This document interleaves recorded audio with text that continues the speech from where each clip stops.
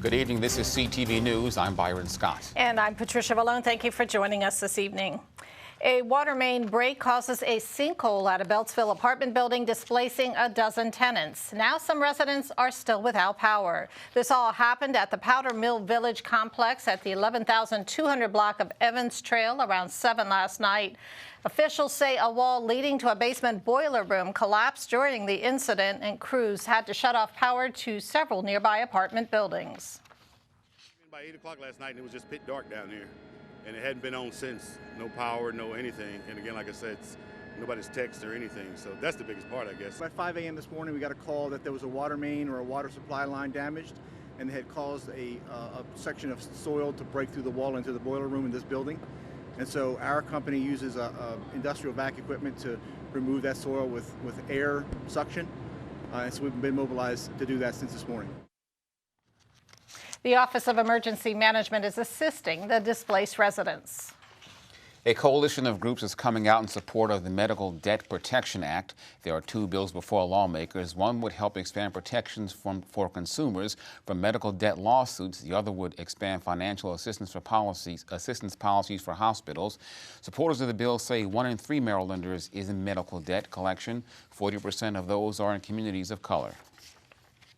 The Maryland legislature has said that they want to make sure that people who are low income or working families have free or reduced care coverage, but we know there's a huge gap. Charity care has plummeted in the last 10 years. So even though they're supposed to be providing this care, it's not happening. So it would expand protections and increase awareness and make it easier for people to apply for financial assistance. This is an economic justice issue. It's a racial justice issue.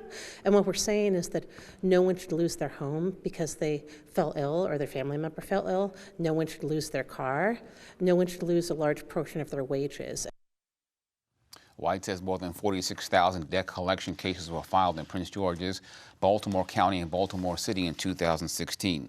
Well, as lawmakers grapple with how to pay for the recommendations of the Kerwin Commission, a Prince George's lawmaker has an idea. Delegate Alonzo Washington is proposing a bill that would tax social media companies like Facebook and Google that sell ad space on their platforms.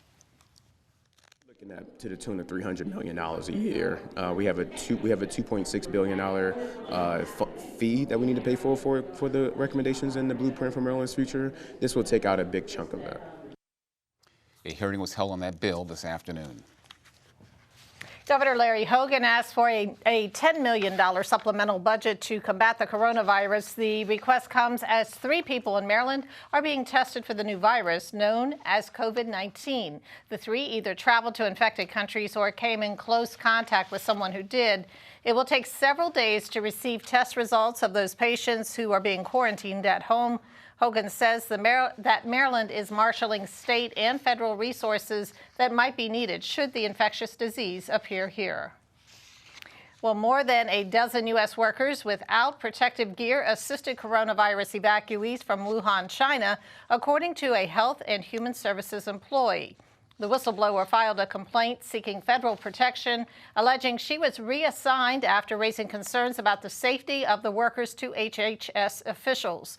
The whistleblower was told on February 19th that if she does not accept reassignment in 15 days, which is on March 5th, she would be terminated.